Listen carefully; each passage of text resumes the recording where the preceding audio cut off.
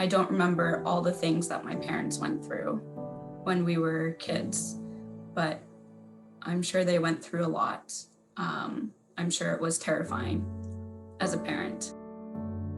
I remember my mother fighting to have me diagnosed with something to figure out what was wrong. But I remember going through a lot of tests, the MRIs, the CAT scans, talking to a lot of different specialists. I was about 12 when they came back with the diagnosis. From then on, we started immunotherapy treatment. So the IVIGs were, just kind of became another fact of life, but it was a little bit more real now that there was something that we were diagnosed with, that I was diagnosed with. Something that I could blame for not being able to run without having a coughing fit, or being sick all the time and being in and out of hospitals. But at that point in time, it became difficult to actually tell people what was going on, because I was entering into, I was almost a teenager.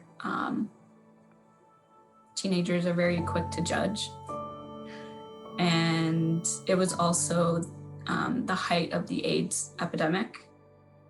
As soon as you mentioned immune deficiency in any capacity,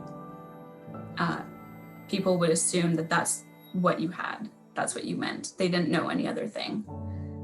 So I very quickly learned not to tell anybody, any of my classmates, only those that were really, really close to me, what I had and what I was diagnosed with, and what I had to go through each month with the IV, because that just felt a little bit like I was diseased for a long time.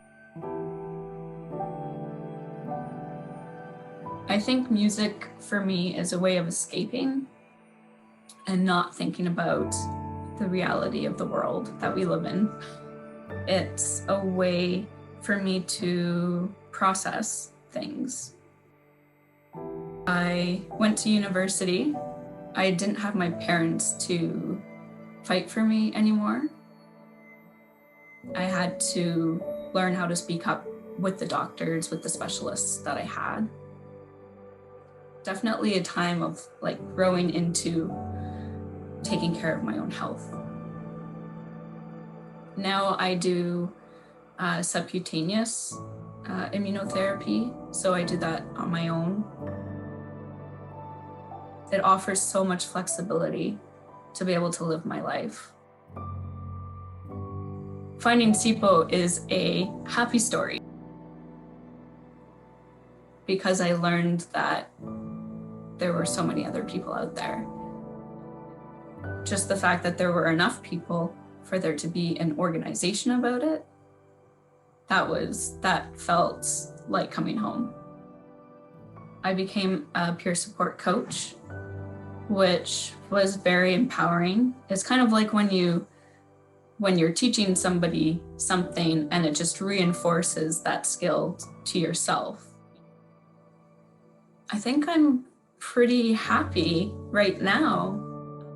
I think my biggest goal is to just live a life that I know I've contributed somehow to the people, to the planet.